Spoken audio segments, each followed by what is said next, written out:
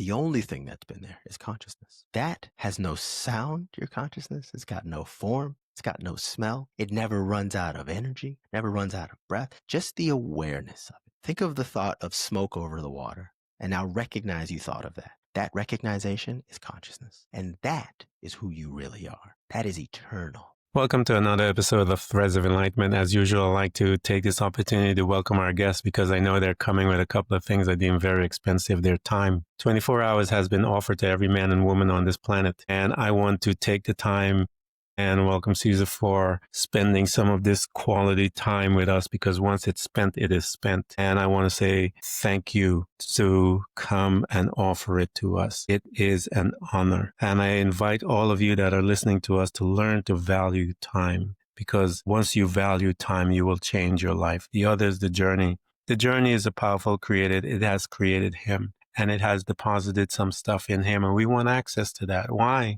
Because we want to learn of him and learn from him, because we want to become better human spirits while we're here on this planet. Cesar, thank you so much for coming to Threads of Enlightenment, man. Thank you for having me, Ken. I appreciate you, and I'm honored for the listeners that you have. It is an honor to have you here. One of the questions that I usually ask everyone that comes to present before us is this question. I alluded to that there are two journeys that we have on this planet that we are partake of. The first is that independent journey, if you will.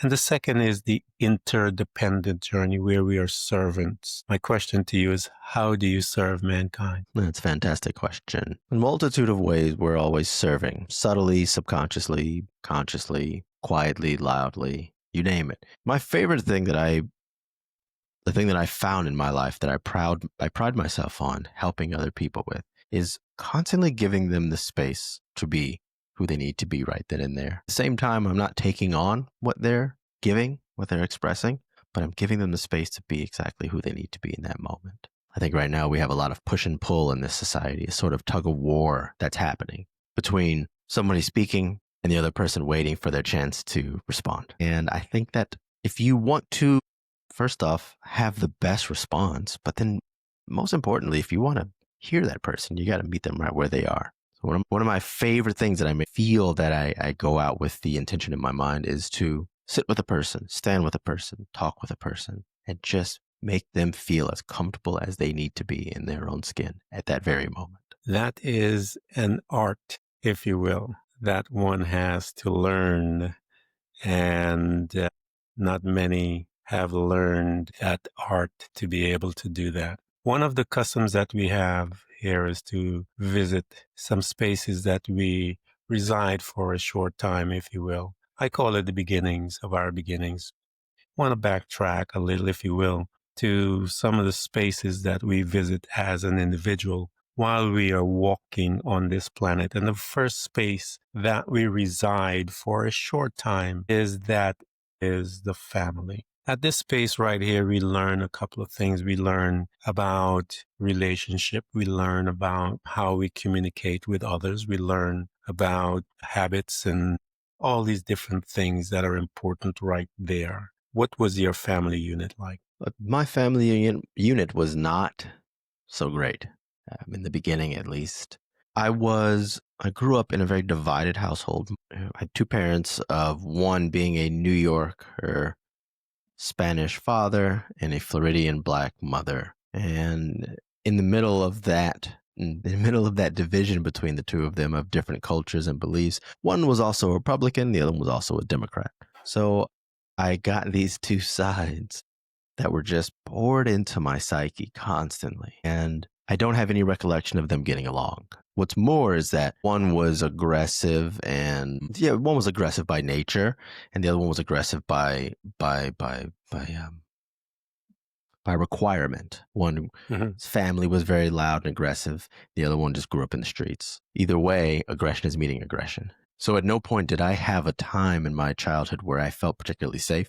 No point in my childhood did I feel particularly calm. No point in my childhood did I feel unified. So when you mix those two divisive sides, and the two sides aren't inherently divisive, obviously, they're just chosen to be that way because they're fueled with aggression.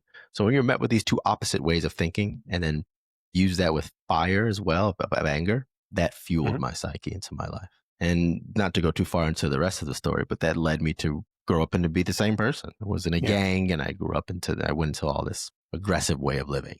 So unfortunately for me, I'm not able to look back on my childhood with many fond memories. Wow, what a cauldron to be able to be a part of as a young individual, to have his first introduction, if you will, upon the planet. Here is this young man in the mix of all of that. As you are ingesting all of that, how was your relationship with the outside? You have all of this fun stuff happening within the family energetically. What was your relation like to the outside world? Yeah, yeah. The Initially it was a space of more unfamiliarity. My Spanish side sometimes made me not feel like I was too apart because I didn't speak Spanish because of my facial features. I had a family member who would sometimes, at a young age even, they would hold me down and squeeze my nose to make it pointy because they said it was too flat and round. And then my African American side, they told me I spoke too white, and they didn't understand why I liked a certain music that I liked. So I didn't fit in either one of those areas. Yeah. At least I didn't read what they were saying to me as you belong with us, right? And then I went out into the world, and of course, I mixed. And I grew up in the South. I grew up in the southern part of the United States. And of course, the question then was, who are you? What are you? Mm-hmm. Right? And then if I could take it a step further, to the police at the time, I was just a black man still. So there was no way for me to feel any kind of accord with anywhere. Then, well, of course, when you feel that sort of loss, where do I go? I go back to Yeah. what I've been taught: aggression, anger, frustration. So I say this quite often. I liken it to, I feel like everybody was invited. Growing up in my life, I felt like the whole society, the world was invited into a party. And I'm outside the window, looking in the window and seeing them all getting along, seem to be getting along, or maybe not getting along, or whatever, but they're together. And I was still outside. From as far back as 3 years old, 4 years old, I can remember feeling that way. That's an incredible space to be, Caesar. I mean, I've heard that similar story with mixed kids, but not in the way as how you have placed it in such a descriptive manner and such a intense format, to see that there is no space where this individual belong, and yet there is an intensity of emotions that kept him bound and in a space where he can erupt and can be something of a volatile individual if one is not careful. And yeah, that's a tough place to be as an individual, not knowing where he belongs. As you're moving through that uncertainty of life and the world, if you will, and you're getting older, going into school and so forth, heading towards college. What was that conversation like, Caesar, as far as where would you land in college? What field of study were you looking at, wanting to go with all of this going on in your world? Where were you thinking of heading? Yeah, it's it's a very, here we go again, is kind of how it is, because one, there was minimal thought for me to go to college. I didn't have the intention of the thought to go to college. By the time I was in fourth and fifth grade, I was already acting out. I was already getting in more trouble. By sixth grade, I stopped doing work completely. Something happened to me when I was a little younger than that, and I was doing well Mhm. in school, and then I decided, you know what, this is not worth it. I'm not getting Mm. what I was promised for doing well. There's Yeah. another side to it that no one told me about, and I'm not interested in it. So I didn't. By sixth and seventh grade, I just got to a point of, I'm going to do what I want to do. When it's the last minute, I need to find out what grades I need to make. I'll make those grades. I'll do it quickly, and then I'll move on again. Now, you're too young sometimes at that age to see that you're smart, right? That you have what it takes, actually. And I personally believe Yeah. everybody's smart. I personally believe everybody has what it takes. But I'm too young to recognize that. I just see the trauma of the rewards to the transactional way of life. You got to do this and you'll get this. If you don't do this, you won't get this. Instead of, you know what? That's okay. You don't have to do that thing. That's quite all right. You don't have to abide by these societal norms that we've put together in this very brief industrial age time, which is not finite, by the way. Everything changes, right? So it wasn't a occurrence for me. By the time I was in the ninth grade, I was in a gang and I was getting in a lot of trouble in school. And I completely stopped doing that last minute work anyway. I wasn't interested in doing that. So I found myself at a place of, okay, let's figure out what we're going to do here elsewhere. There wasn't much planning long term. There was just kind of, again, because I lived in this younger childhood of trauma, of always being aware of the violence. After my parents split, they were always fighting for me. One parent would show up and try to take me with them unannounced. So I'm always at this fight or flight mentality. So where can I think about the future if I'm subconsciously on guard constantly? And then I put myself in a gang and a violent culture, and I'm yet again putting myself in the, I can't think past next week. I got to be mindful of what urgency is going to happen in the next 5 minutes. So where in that mental space am I going to think about college, right? I got arrested. I was in a bunch of gang fights and the police were looking for me for some other stuff. I could feel the change. I could feel the external world that I had built for myself getting more and more tumultuous, more and more on fire. And there was a slight thought of maybe go to the military. It was a very slight thought because I already grew up with authority figures I didn't like. Why was I going to give myself another one? I was also at the time budding closer and closer to atheism. And I'm going to preface by saying there's nothing wrong with atheism. It just didn't bring out the best version of me. I know plenty of atheists who are wonderful people. But yet again, I'm removing myself from something larger than me. I'm saying no to not just authority figures, but the things that just have more information than I do, or things that I don't have the information for. Essentially, I'm saying it all lies on me because I've been feeling isolated my entire life. Now, of course, that is incorrect, right? But I find myself doing that circular cause and consequence of show power, be aggressive, so people can stay at a distance so they don't come too close. When they don't come too close, the next thought is, well, I'm alone forever. What can I do? And that makes me angry. So I be aggressive. I show power. I push people away, keep at a distance. They leave. I say, well, I'm alone again. And then the cycle continues, right? The moon comes up and goes back down. The tides go out. They come back in. The flowers blossom in the spring. They shed in the winter. And around we go. There was no thought of college for me in that way. At some point, though, when I was about 16, I was on probation and I got this job just bussing tables at a restaurant, the Omaha Steakhouse in Embassy Suites. At the time that they had every Embassy Suites had an Omaha Steakhouse in it. And I worked at one of those. And from there, it took me a couple of years, but I kind of got out of the life I was building for myself. It took me a little while and a lot of focus. And then I just got into the workforce after that. I just started working in restaurants, again, without minimal thought about who I was going to be. I did pick up an instrument and wanted to play more music, but I didn't have it in me to think beyond 3 months, 2 months, a month.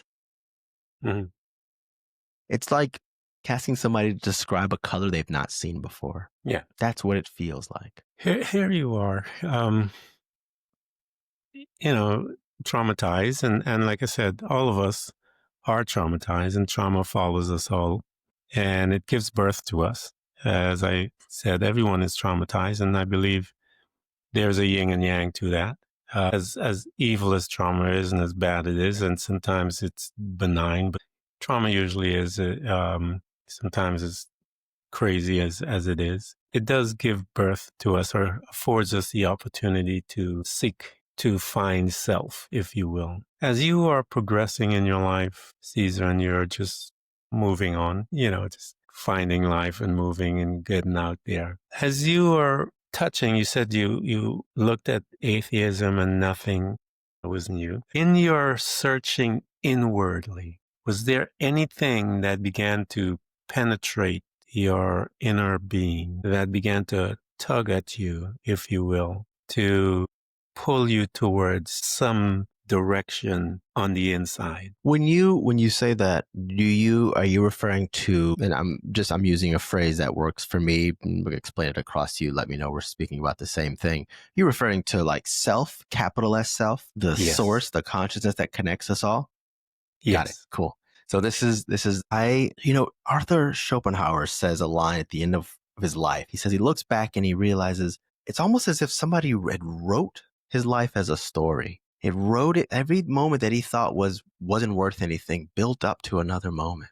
And he kept Mhm. asking, who wrote this story, right? I feel like we all have that. And I have goosebumps right now thinking about it, because we talked about all of that stuff going on in my life in Yeah. the external world, right? Therefore, the internal world. At that same time, when I was 4, when I was 5, it started there. I would find these moments where I was by myself and I was outside and I could hear the wind blowing through the trees. And I could hear the cosmic symphony that is going on around. And even at that age, I was just taken by that sound, particularly the sound of Mhm. wind going through trees. And even then, something else was there. And Yeah. I didn't feel separate of me and tree and wind, me and person, me and family, me and whatever. But you couldn't put a word to it. I mean, I'm 4. How am I going to put? I can't put words to. I'm hungry, at the moment, Yeah. But I remember vividly hearing that sound and then searching for it every time. And when I would hear the sound of when I would, even if I was, with a parent or with a family member and we were walking, I would tune out and listen to it because it would activate me. And then throughout my life, those moments were right there for me. They were Yeah. constantly there. And this is going to sound it's always been challenging to explain it until I started reading the Upanishads, which is a Hindu Vedic text. But up until then, I couldn't explain this well. But always, as far back as maybe like preteen, like 10 or 11, there would be a check-in for me. Every once in a while, maybe twice a year, my thoughts out of nowhere would say, am I still here? Oh, I'm here. Oh, that's me. Okay, I'm here. And I couldn't understand what in the world is going on. I lived in such a traumatic mindset that I couldn't bathe in that. I couldn't explore it. Yeah. It was just more so, okay, that's interesting. And then keep going. And then it would show up again. By the time I got to my 20s, it was just another thing of like every, like I said, every maybe 6 months or sometimes 4 times a year, sometimes 1 time a year. Sometimes it didn't because I went into a deep depression. And I would say, am I still here? Oh, that's me. Oh, I am still here. Got it. It was just nuts. So even through atheism, I would do that and Yeah. I didn't have any words for it. And I would essentially just shoo it off because Yeah. from my limited perspective at that moment, and not limited from an atheist standpoint, just from my own mindset and my own actual Mhm. personal knowledge, it didn't make any sense. So if it didn't make any sense, and then I couldn't bring it to a material scientific understanding. If I couldn't do that, then I dismissed it completely. But it Yeah. kept showing up. I'll Let me pause it ask you. there. But yes, go ahead. Go ahead. Let me ask you a question though. What made you begin to read the Veda? Joseph Campbell. Okay, Joseph because Campbell. I read that. That's one of the things that I love reading it. And when I started, it changed my world, as they say. But how did that happen, if you will, as that progression took place and that you picked it up and then you started that journey? With the Upanishads. Yeah. Yeah, yeah. I found Joseph Campbell. Mhm. That's good.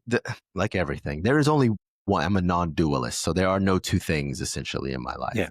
And so the thread of existence, the Yeah. tapestry of the world, the net of Indra is all just one piece of consciousness that has been folded and turned over and knitted or yarned into this quilt of existence. That's So why I named I this could, thing Threads of right. Enlightenment Precisely. Season. I love that you did that. My very first, as a public speaker, my very first talk was called "The Thread That Connects Us All." And I go through ancient Greek all the way to quantum physics, and I find Yep. all of the notes of string and thread symbolism in our culture. So I love that you have that. I say that to say that I could start anywhere with it, but if I'm going to pick out the waterfall moment, like the Buddhist says that Mhm. over time things start as a droplet, and then that becomes a puddle, and the puddle becomes a pool, and then the pool becomes a lake, and the lake into a river stream, and the stream into the river, and the river into the waterfall. The final drop off was Joseph Campbell. After I became a Buddhist, I was a little more freed up to study and find out more things, right? And I Yeah. found Joseph Campbell in a very peculiar way. Someone brought him up to me after I did a play. So I started watching him, and he just kept bringing up the Upanishads, say the Upanishads, the Upanishads. First off, the word just sounds nice. Upanishads. It just Yeah. sounds nice to say. So it always stood out to me. And then at some point, I started listening to him talk about it. And then I realized at some point, I got to read this thing. I got to figure it out. And I was already a Buddhist. So understanding some of the information about like karma and cause and effect and rebirth, it was a little more familiar already. But then I went and this is actually another cool part about the story. I live in Los Angeles, and I looked as many bookstores as I could search for the Upanishads. And I could have bought one online for sure, but I wanted to find one physical. I wanted to find one in the wild, right? And I couldn't find one anywhere. And I always kept my mind open for it. I always wanted to, learn more about it as much as I could but I wanted a book. And then I go back to visit Florida, where I was born and raised, and I'm walking in a Barnes and Noble, and right there is the Upanishads. And I had to go back to a place that I technically don't really like being. I'm fine with it now, but I had to go back there to find something I needed to move forward, right? And how precious is that?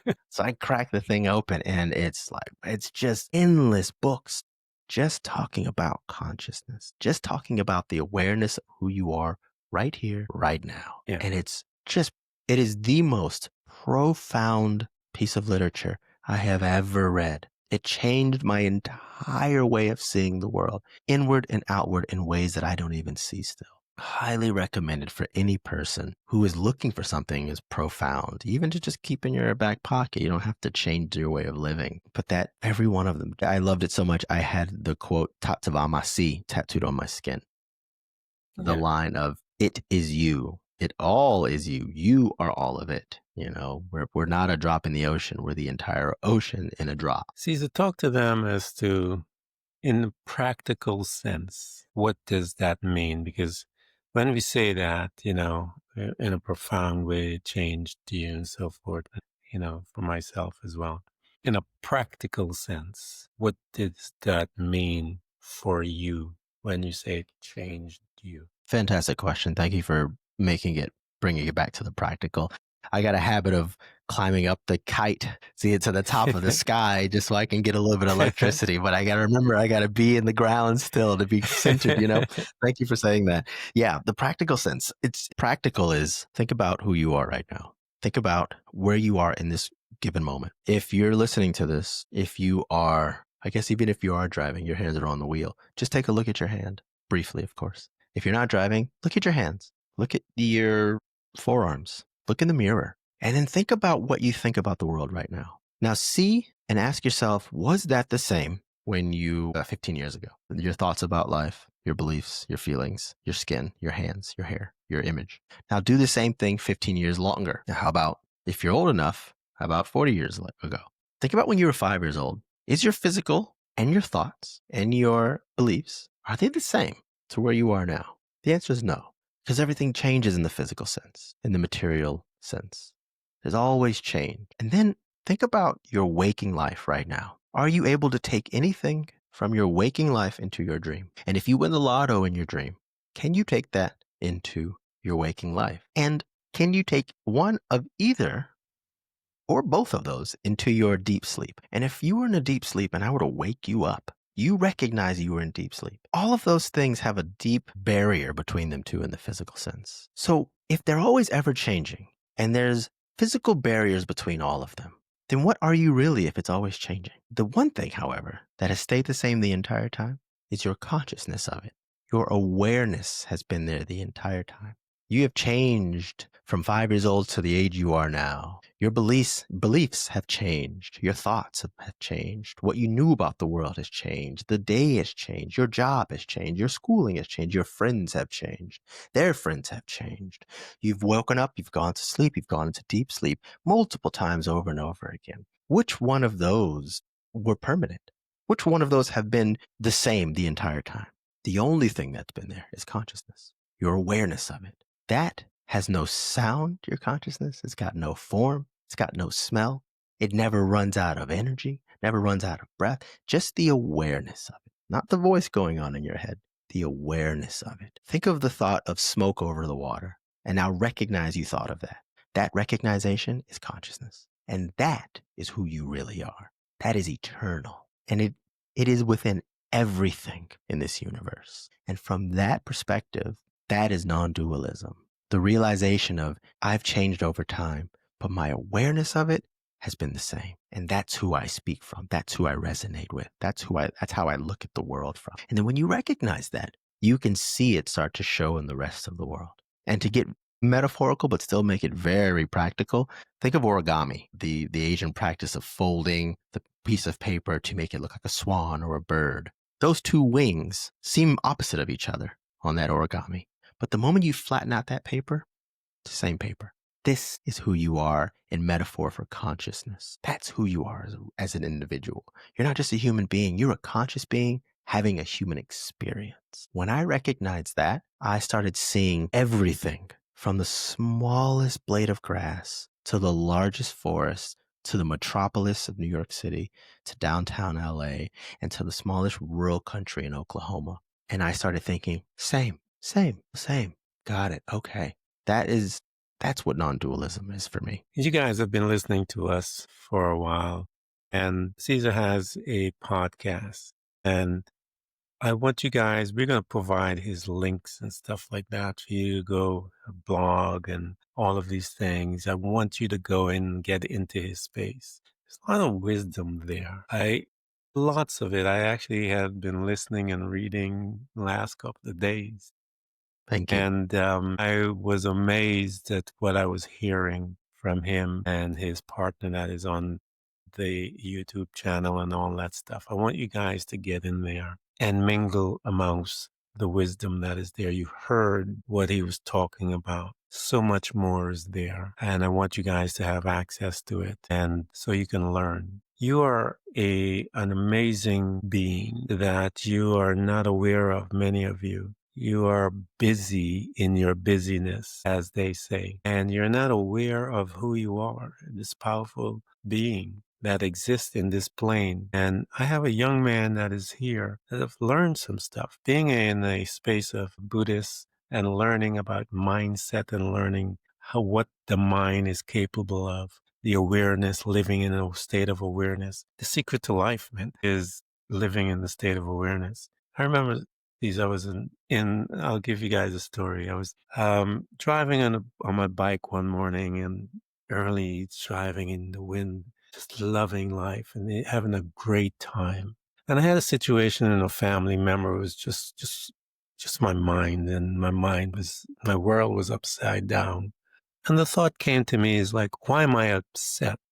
Why am I allowing the situation that was going on? Why am I allowing this to upset me? Because this lesson is not for me, it's for my family member. And I need to be in a state of awareness to allow this family member to grow from this and to absent myself from this. And when I saw that, my whole world changed. I was like, wait a minute, what am I doing? I have to approach everyone like this and bring myself into a state of awareness to be able to know what belongs to me and what does not belong to me. And once I began to live from there, life became different, if you will, became peaceful, became, I don't want to say easier. Life is not easier because I tell people, everyone wants perfection in life. And I said, there's a principle in the Bible that I study says one becomes through suffering, you acquire perfection. And so you want perfection, you suffer. But life became much more peaceful in the sense I was able to decipher what belongs to me and what did not, and where I was able to learn and navigate. And it became, decipher is the word, Cesar. I began to be able to decipher what I allowed in my space once I became present and lived from that conscious awareness. And many of us are in a state of distress because we're not there. And so I want to invite you guys to come and learn from Cesar, learn from him. That's a very specific lesson that one has to learn. So here you are, man. I want to ask you this question. I want to toss this to you. It is now, today you have a mic This mic is plugged into all of us on this planet. What would you say? It's quite simple, and I'm aware how much I have to say and how much I've said in this interview. I could go on and on and on about this sort of stuff. But the lasting note, which is the acorn that makes the mighty oak tree, is be kind to yourself. It is the most effective thing. Being kind to yourself.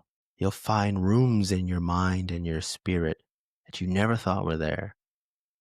And like everything, what lives in us, how we see ourselves, is how we're going to project the world. So if you start by being kind to yourself, you'll start to see the kindness out in the world as well. I'm going to leave it right there, man. Cesar, thank you so much for coming to Threads of Enlightenment. I enjoy this, man. I really did. And thank you so much for sharing of you, of your time. I appreciate it from the depths of my heart, man. I appreciate it. Thank you for saying that.